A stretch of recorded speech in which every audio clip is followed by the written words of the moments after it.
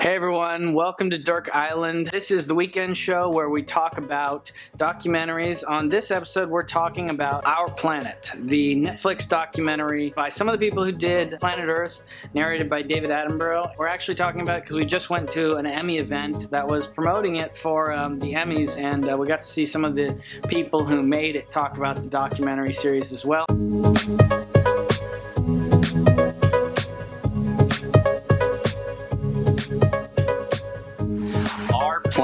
So yeah, this is Netflix seems to be their whack at Planet Earth type series and made by the same people. Really good, but one of the problems with this one is you're coming in with the expectations of my two absolute all-time favorite nature documentaries and probably documentaries or content, period. Planet Earth 2, Blue Planet 2, and I say the twos because literally all of them are incredible, and all the way to the most recent being Blue Planet 2, are just incredible. It's not just showing nature, it's showing examples of animal intelligence and stuff that is so unexpectedly just profound within nature, and creating narrative and characters out of nature that is so impressive. And it's built by, they were keeping us on a ration. They were giving us one like every 4 years, it seemed like. I mean, they didn't produce them very quickly. They take at least 4 years, it seems like, minimum for one. And what they said at the event, which was really cool to see these producers, one of the guys which was there, they have a ratio. He said it's about, for every minute you see on screen, it's about 10 days of shooting. So that was cool. That being said, one of the main differences in this is it's more preachy. It's more environmentally global warming preachy than the rest of them, which I'm not against that. I loved those topics. I have nothing against speaking that out and creating a discussion.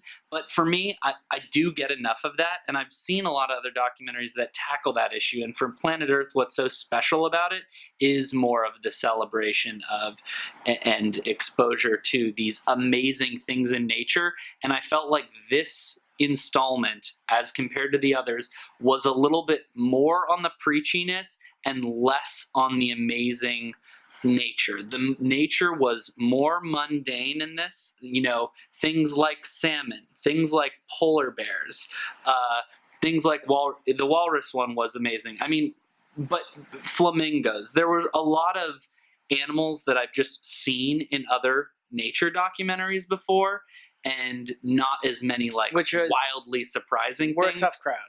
We're a tough crowd, and it's what is amazing about this is some of the most high quality, amazing cinematic footage of nature you could possibly ask for. Yeah. So the production quality, the effort is the talent who's you could see, one of the cameramen was there who was actually so capturing the orangutan in Sumatra jungles, segment. So we watched the segment and then had him talk about it. He was actually part of the behind the scenes of that segment, and it was really illuminating. And he's just such a consummate pro, talking about his mentor, who's Jane Goodall's former husband. Yeah, exactly. He's like a famous wildlife photographer who was in the documentary Jane with her, who was very famous for Serengeti photography, and so this guy learned from that school and basically is so talented, getting these incredible moments of orangutans using a tool to fish ants out of a tree, seeing this large orangutan just shaking an entire tree to fight just eat wasps as it's stinging it. Just incredible footage, which is enhanced by the fact that we got to, that the cameras are as most expensive as you could possibly get. The footage is as incredible as you can get. The people working on it are as talented as you can get.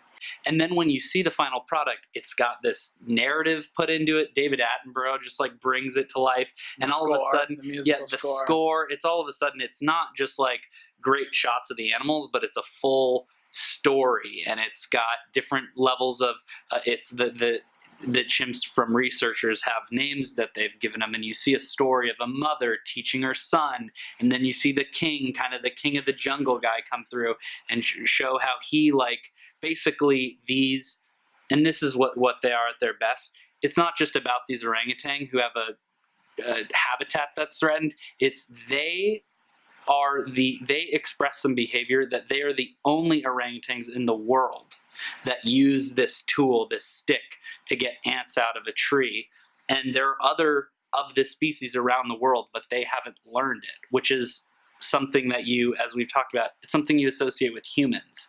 Yeah. Would have that type of complexity where the same species exhibits and has different knowledge depending on where they are in the world. So, like, Yeah. totally worth bringing up. I thought that was the coolest thing we saw while we were there. Yeah, for sure. And I think that a lot of this is really, it pumps the respect that you have for this. And I do think that there is, so we watch so many documentaries and so many nature documentaries. And like you, I think that even especially Blue Planet 2 is possibly the greatest, I mean, in a way, like possibly the greatest documentary, at least series I've ever seen ever. The first thing is basically, this is just not as good as Planet Earth and Blue Planet. That is the straight up bottom line. And that is not to say that it is not super good. I just said that Blue Planet 2 is maybe the best documentary piece ever made. So it's a hard standard, obviously. Okay? So it's just not as good. And I think the obvious critique is, one of the things it feels like is there is an element to Blue Planet that it gives you a view into some of these, there's fish in the first episode of Blue Planet 2 that can change gender. You never seen that in your life. There is a footage of a fish banging clams, or a clownfish creating a little fort for himself, or an octopus creating a mirage of shells around his body so that these dumb sharks can't see him. There is stuff that they have in Blue Planet especially, and Planet Earth also, it's just not coming to my memory as well, that is so transcendent as far as paradigm shifting the way that you see nature. It is so necessary and important. Just incredible achievements, and so obviously so much time and effort and planning has gone into it. This one obviously also has a lot of planning, has top quality people, things like that, but it is not, it's fairly clear, even though they have some incredible moments that they capture. It is more of views of everyday exposure to a lot of animals as opposed to certain moments that are super unique. And we'll talk about some of those that they did capture that are super unique, like the walruses, in a second, and which I also think has its own kind of potential critique on it as well. But a lot of what you see is normal activity, and where they lack perhaps the incredible, undeniable. Remember, there's in Planet Earth 2, the Galapagos, the lizards running iguanas, past the snakes. Yeah, the sea iguanas running past the snakes. I mean, some stuff that is in that is just you're like getting the chills thinking about that, right? It's it's so incredible. You cannot even believe that anyone ever captured it. There are less moments. And that is an impossible standard, let's say. Same people who made this. And then the problem is that I'm not sure why this was the choice.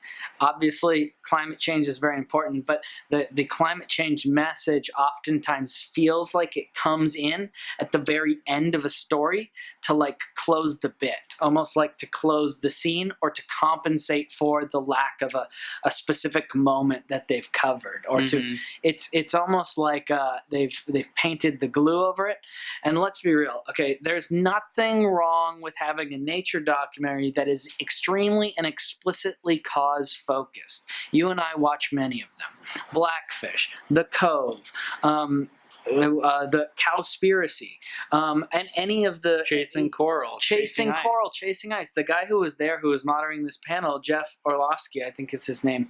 I actually met him once at a wedding. But Oh, really? yeah. But anyway, yeah, done 2 incredible documentaries that are explicitly about things that I care about. Chasing Ice, obviously, and sea ice melting, and Chasing Coral, and the bleaching of coral reefs that's happening around the world, and kind of recording that in time lapse. It's a smaller documentary, but very much 100% cause focused and very effective and very great. I don't think there's anything wrong with adding a cause to your nature documentary. That is not the critique. The critique is that sometimes the cause felt a bit political, and also in compensation for a lack of being at the insane quality that some of the other stuff is. So, with that said, let's talk about the moment that they did get that is really great, which is what you could say is the walrus accidental suicides, or the walrus tripping off of a cliff, which is essentially they found a place, I believe it's north of Russia. This clip probably went around, and people might have seen this even if they haven't seen Our Planet, where and it happens at the end of episode 2, and the walruses are on this place where they go and they fish, or they go and they like do their fishing basically and go hunt to eat, but they need to take rest. They take rest for a few days. Because the ice is melting in these areas near the Arctic Circle, there's less like sea ice they can hop on to go just rest on a piece of sea ice and then go float. So they have to more congregate on more pieces of land. There's a piece of land out there that they had reports of just massive amounts of walruses. Massive amounts. So these walruses are going out to where they're all climbing over each other. And very incredible footage just on that level. So many walruses you can't even believe. But then some of the walruses are climbing up to get more like free area. So they Just go up to on get these space, cliffs, yeah. basically. Some of them then try to come find their friends, and they don't have very good sense of height. They should never really be that high. And so they kind of just go off to try to find. What are you saying? You know, I was just going to add what the producer who described this to us said is, they climb up to the top of a cliff and they have a sense. They're like social creatures. They want to go with the herd. And she was saying they have a sense of what the others are doing. So they can't really perceive the cliff very well, but they have a sense that the walruses that are resting on the land below are starting to leave out to sea. And they have the impulse like, oh, we want to get there. They're just filming these walruses on a cliff, and some of them are figuring out they need to go back down the way they came, but some of them just kind of step out trying to go towards and just end up falling. And it's hundreds of feet, if not more. And basically they fall to their death. And it's you watch really one sad. after the other. It's like the lemmings. They're falling to their death, and you're wondering, this is tragic to watch. And it is caused by a lack of sea ice. Perhaps, at least that's what they believe, that's causing so many to have to go to land pieces, which there are limited quantities of, and the land is so full that it's causing some walruses to basically go up on the cliffs and then fall to their death. So they land on the beach dead. And that's where the story ends. And that's unfortunate, I think, because the story that ends there is climate change is a real problem because the sea ice, the one that I basically just said, they don't have the space. But they do show a polar bear come. And there's a dead walrus on the beach. And even before the polar bear comes, we were re-watching this recently, this scene. And both you and I, having watched so many nature documentaries and specials and things like that, go, that looks like a polar bear just had a really lucky day. And then the polar bear actually does show up. But they don't mention it in the documentary, which I felt like, are you trying to treat me as stupid? Like, what's going on right now? Because I have seen other documentaries where same story, climate change. These polar bears can't get to the walruses because they don't have as much options and whatever. And if they could just find a dead one, or if they could just find one that's weak or separated or whatever, or one that's not in a big herd, they'd have a chance. But they're going, and there are polar bears who are starving because of the changing environment as well. And they, some of them try to get at a herd of walruses, but they can't get it. Too many tusks that could get them at sides. So there are other nature specials that we've seen, whether it's Nat Geo or other, I think maybe even other things of Planet Earth, that cover this exact issue, which is that one of the reasons that polar bears are dying is because they can't get at the walruses. And what is funny about this whole thing is that you watch enough nature documentaries, nature to me is, especially if you're watching the ones that are showing the death, which is a kind of another weird choice that was happening here. I'm not sure if it's because they didn't film long enough or because they chose not to, but a lot of the pursuits that we see, especially like in the first episode, we see a pursuit of wild dogs in the savannah going after wildebeest. Do not catch the child. It is heroic to see the child not be separated and actually remain with her. It's a heroic scene. Same thing. We see with these great music. I mean, I felt music, so much emotion tension, watching it. Very well produced. And then you see another scene with wolves going after caribou, maybe. Okay, so like they are the wolves are going after them. They also are weaving through like the back trails of a ski mountain, weaving through, going after these animals, and also a failed pursuit. But that is not nature on a daily basis. That might be nature on the day that the person had the camera there, but on a daily basis, the wolf survives by catching the child caribou. The dogs out there survive by catching the child wildebeest. The polar bear survives by eating the walrus or the other animals that it can find, or the seals or whatever. And that is nature. That is true nature. And I connect with all the species, but I realize that on a daily basis, one species' survival is based on the other's death. And that every time there is a walrus who falls off a cliff, you would at least hope that a polar bear finds that carcass. That's it. And that's that because I do believe in this idea that nature is resilient. I do not want to discount any at all that the message of climate change. I just felt that it wasn't. That is another message of nature that I feel like is very important, and it is that nature is a constant bloodbath, and we can't sit here and think that only humans are the problems. Humans are a problem. There's a lot of specific things that humans do are very problematic nature-wise, but nature itself, if you really love nature, you realize that nature is constant. Nature survives on a constant struggle of death and viciousness that animals do towards each other. And in nature, you don't take out the mom, you take out the child. That's how animals react. They go for the weak ones. It is the opposite of our normal empathy. It is brutal. It is hard to really understand, and it is obviously hard to watch a walrus fall to its death. But nature on a daily basis is a child getting eaten where the mother loses it in the hunt. Right, and that is nature on the daily. That is how the world. Aside from the human species, functions, and that is reality. So I get that it's very difficult to see these. It is very infecting to see the walruses fall to their death, and it is very affecting to think that it is because of a lack of sea ice and temperatures rising, whatever. But the full story, nature for me, the reason I connect to it is we get outside of our short lives. The reason there is a mountain has nothing to do with the entire timeline of human history.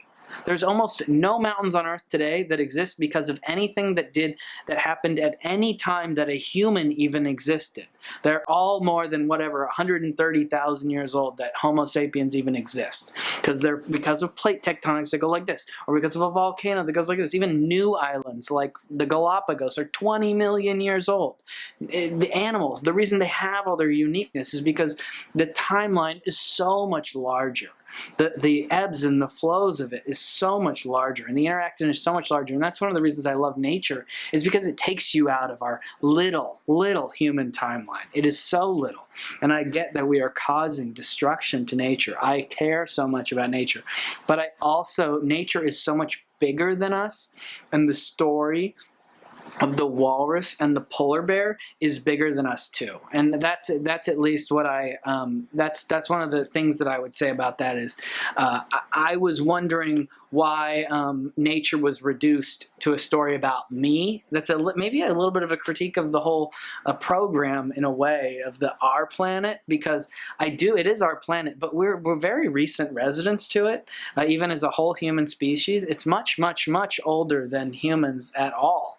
Much older than the 5,000 years of really civilization that we recognize as civilization now, from like ancient Egypt or ancient China to present. That's why I really like nature documentaries. They're making me think on a time frame and on everything that's much grander than that. And so I see the walrus fall out. I am so into the nature documentaries. I watch Chasing Coral, I watch Chasing Ice, I love the message, but there is that almost the Lion King thing, the circle of life thing, and that a polar bear might have not died, or many polar bears might have not died because of that lack of thing, and just because of what nature is on the daily basis, I find that empathy is much more complicated when you're really thinking about what is survival in nature among all the species. So anyway, I just felt like that's the education that I'm getting from all the nature documentaries as a whole, and that's why I felt this was a bit weird to watch. This one, the story was fascinating, the video captured was fascinating, but it was presented to me as if I wasn't. Maybe it is for people who don't really watch nature documentaries at all. I wasn't quite sure. Maybe it is for an audience that isn't really, maybe it is like their first foray into nature. Maybe they're only going to care about it because they're going to get a little bit of nature documentary and they're going to get a subtle message. They're not going to get a hard message like a Chasing Ice or a Chasing Coral or a Blackfish. They're going to get a subtle message that's also very amorphous, not targeted at any single industry, very much like just the climate change thing, which is like, everyone's like, oh yeah, climate change is an issue, but that means everyone has to get on board and like do it. Like I don't have to do anything individually. I don't have to be a vegetarian or anything, which is oftentimes the moral of a lot of other stories. Even if you did want to be, help for climate change, that might be the moral of the story. It was somewhere in between.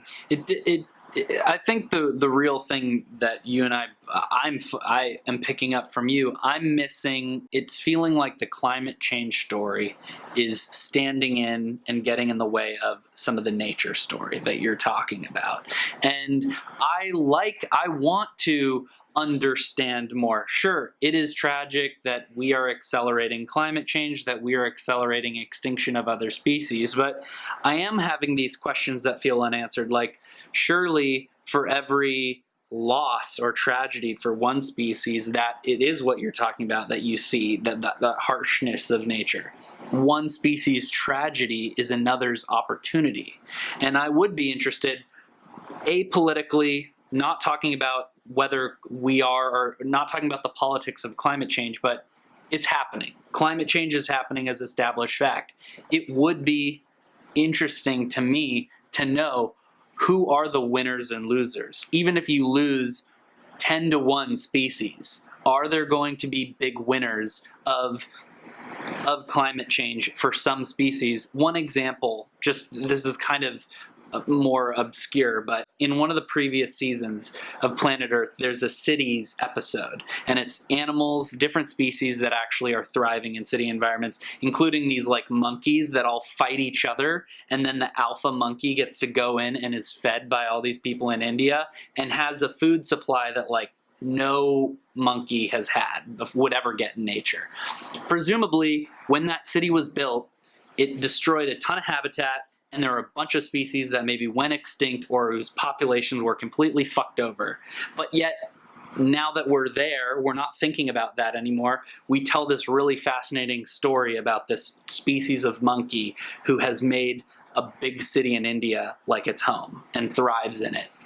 So I'm thinking of that kind of thing. Obviously, that city being built was a loss for a ton of species. But for one, there's this fascinating story. And from a kind of an amoral perspective, I was just curious, okay, climate change is happening.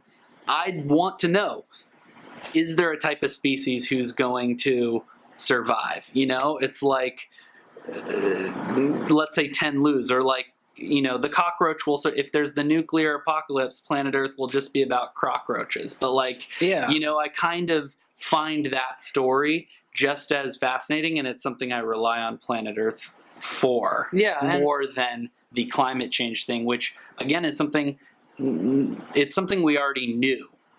And it's not necessarily a heavy-handed approach, so it's not going to make you feel like you need to actually change your life or go vegetarian or whatever. Yeah. Anyway, and we've got the this story of humans causing the extinction of animals is a long story.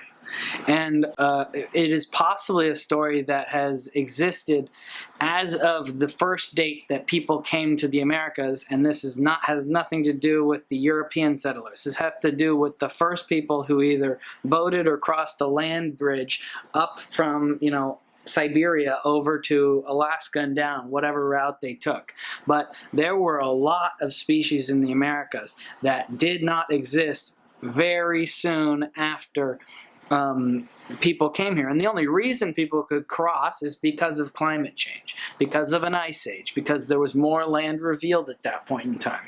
They were coming over this land bridge because as the seas freeze, less water is in the sea, and then therefore there's more land exposed because the sea level lowers, right? We've got the opposite problem now. But since even the ice age, when people came across, the sea levels have been rising since that time. So we've got this long story here, and this long story that possibly includes extinction. I mean, we're in California right now. Off the coast of the Channel Islands, they've got evidence of humans from, I believe, up to 13,000 years ago, as early as humans even were on the place. They also have bones that went away shortly around that same time of what they called like pygmy mammoths. Pygmy mammoths, like a mammoth, like a woolly mammoth, like a woolly mammoth, but a small one, because it had been islandized. It had been, kind of like didn't need as much food and stuff, so it had been on an island. Maybe they swam or something, but there was species. There were giant sloths in the Americas. There were large bears, saber-toothed, different birds. There were horses. There were horses in America. You read that book, Sapiens. They'll talk about the horses that were in the Americas before the settlers, the real first settlers came to the Americas. There were horses. When the Spanish came and they brought their horses, it was like, oh, this is like a new innovation. Like, we don't have horses in the Americas. But in fact, there were horses in America, but they went extinct very soon after humans showed up. Obviously, we do not have the evidence of whether or not humans caused that extinction or these various extinctions, but we know humans. I mean, they hunt animals. Maybe it happened. Maybe it was disease. Maybe it was climate change back then from an ice age to non-ice age. But anyway, I mean, this is the story of nature. The story of nature is a lot of change. A lot of change sometimes in our recent past, if we're talking about the recent last 100,000 years, at perhaps the hand of humans. Sometimes at the hand of climate change. Sometimes we don't know exactly. Sometimes at the hand of plate tectonics and volcanic activity and everything else, and random coconut drifting along the sea until it hits whatever other island, but never actually hits the Hawaiis. So the Hawaiis don't have coconut trees, they have giant ferns, because that plant never actually interacted with coconuts, so it never got overtaken. So we've got these crazy ass plants there that you don't find in other places. Nature is such a fascinating story. Yeah, it's just another personal response thing, and it's not to, again, I get where they're coming from, but it's a critique of the documentary that it focuses on climate change. And also, I find it way more impactful, and they have a little bit of this, like deforestation, overfishing, those type of concrete things that they can show for some reason are so much more impactful in documentary.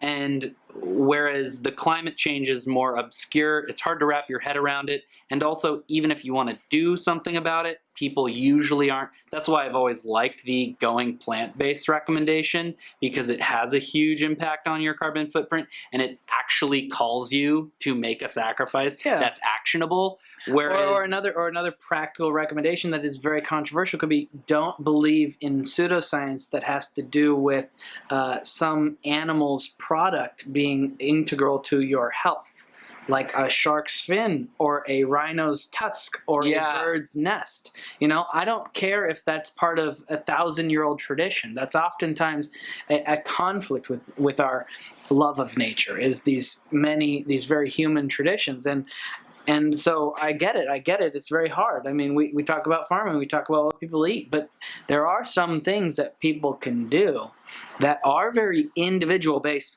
It's not often as popular to put in a documentary because it does perhaps create an onus on someone.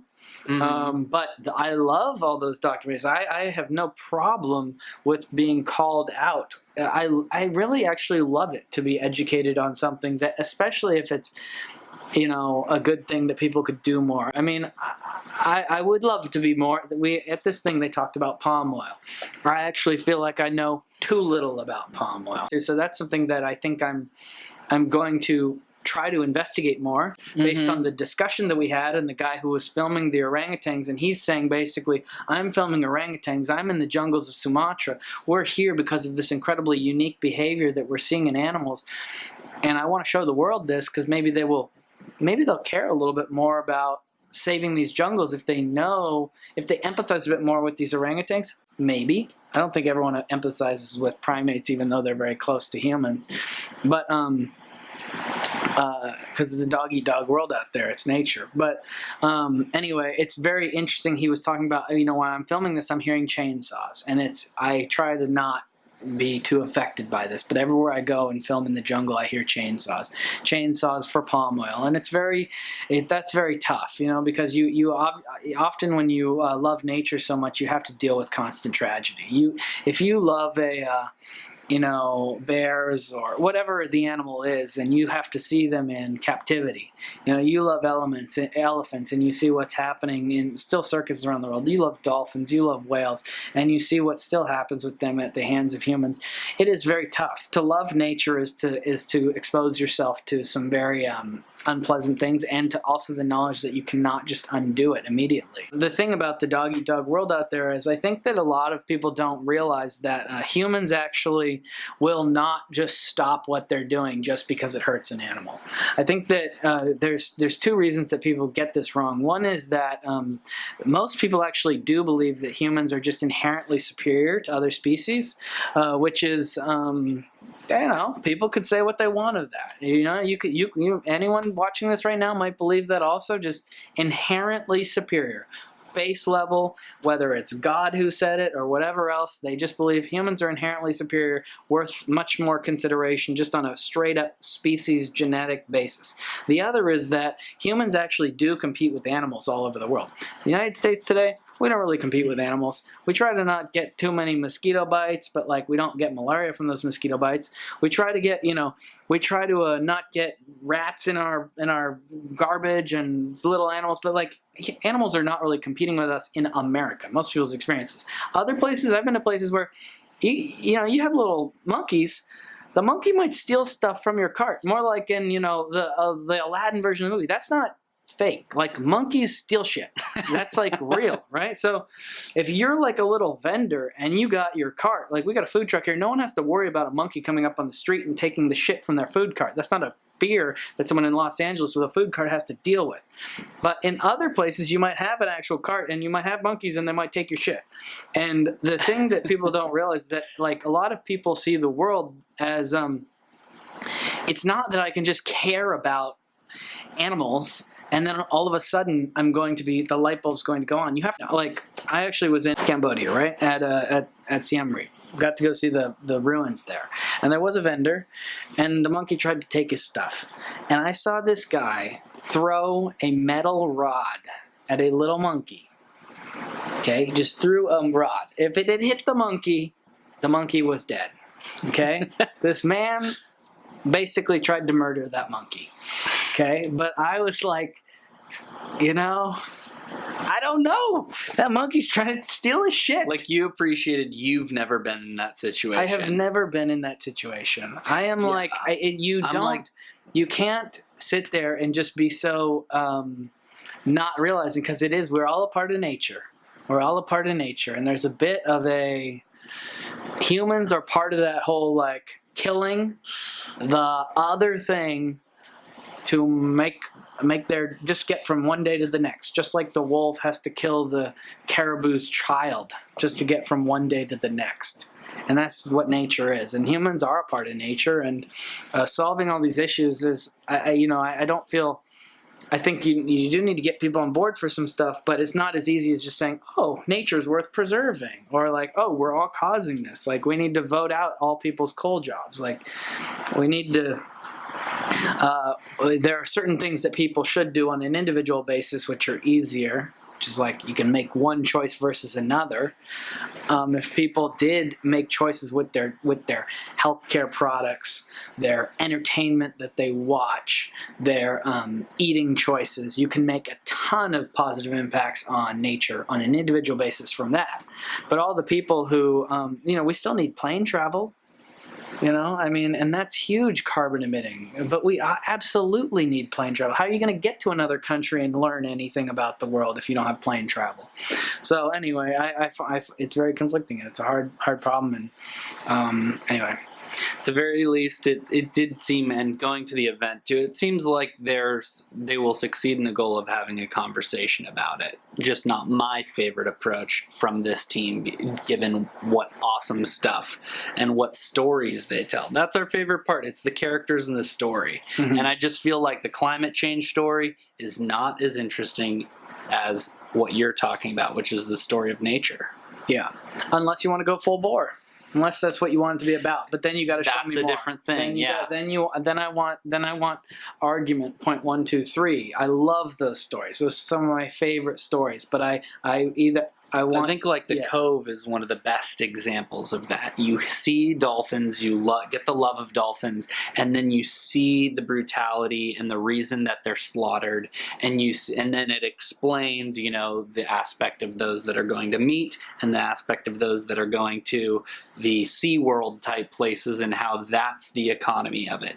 And if you, as a person sitting on your couch watching this, stop fucking going to SeaWorld, we might have an impact here. And I like the concreteness of that, and that it's asking you to do something. And it's not just letting you kind of be like, I love dolphins and I'm pro nature. Yes, and feel good. And also, by the way, you are going to put 30 fishermen out of a job if you stop this. If you stop this, you're going to put 30 fishermen out of a job. Is it worth it? It's a question you should tackle. Whether or not you want to come out on no 30 fishermen jobs matter more than these whales getting murdered, or no, these dolphins and whales do not deserve to live in a life of being captured, killed, or sent off to slavery because of whatever version of whatever you think about them. Slavery that's just basically me meaning they are in servitude of humans for the rest of their perpetual lives and they live in tanks. But yeah, that's all I meant by that. Hey everyone, welcome back to Dirk Island. This segment is worth watching. We're talking about Our Planet on Netflix, the nature documentary series that just came out this year. And this is a segment where we review it. I got my verdict. It's a 7. Probably worth watching. So, I love nature documentaries. I love the people who made this. Planet Earth, Blue Planet, and I really think, especially of Blue Planet 2, that it's possibly the best nature documentary, or maybe documentary period ever made. So, to compare to that, I would give that for sure a 10. And so to compare to that, I would say this is lower. And a 7 for me means basically that it is very good. It is probably worth your time, especially if you like documentaries, especially if you like nature documentaries. The filmmaking is flawless. The stuff they capture is incredible. It's just not quite at that other level. So if you come in with, I think Blue Planet is I just want another Blue Planet, you will be underwhelmed like I was a bit. But if you come in it and go, I just love nature documentaries, I love documentaries, I want to learn a bit more about the world, you're going to like this. Yeah, same verdict. I'm a 7, probably worth it, because this team's Silverback Pictures, their previous stuff, Planet Earth 1 and 2, Blue Planet 1 and 2, those are must watch. You should go and see them. I think they're some of the best nature documentaries out there. Whereas this, for anyone who's already a fan of that stuff, this kind of goes more on the preachiness or the message-driven climate change kind of trying to influence you, and that kind of stands in for less, more underwhelming actual stories from nature. What this does have in droves is pretty much as good of quality filming from a cinematic perspective you could ever have of nature. Really amazing quality, but the characters and the narrative and the just like wildly surprising things from nature are lacking in this one as compared to Planet Earth and Planet Earth 2. Yeah, and there are a couple. There's definitely some incredible scenes in this. Definitely some things you're going to go, wait, there are some really incredible things I've never seen before in this, and you will get that from this. So I do think it's a very good documentary and probably worth your time to watch. I also think, though, that some of the stories are, one of the things we were saying overall is we love a documentary that makes a message, that tries to make almost a political message for a nature, whether it's The Cove or Blackfish or any of these documentaries about overfishing or what else, like Food Inc. or just so many that that are animal based or nature based, that or Chasing Coral and Chasing Ice. Those are, all of these documentaries, they stand for a purpose. They hit hard. They try to make points, and that is a great genre of documentary. And we also love the pure nature documentaries. This one falls a bit in between, and therefore is going to, in a way, may underserve either one if you wanted one or the other. It's not going to give you as much argumentative convincingness necessarily. It's not going to give you as much purely incredible nature, although it is extremely high quality. So that's why it's somewhere in between. It doesn't fully satisfy you in one or the other, but we love both, and we love this category. And anyway, thanks very much for watching. If you want to keep up with us, please subscribe here on YouTube. We talk about documentaries, and we'll talk about more that are really worth watching. And also, you can subscribe on Apple Podcasts for the podcast version. Thanks very much. Thanks.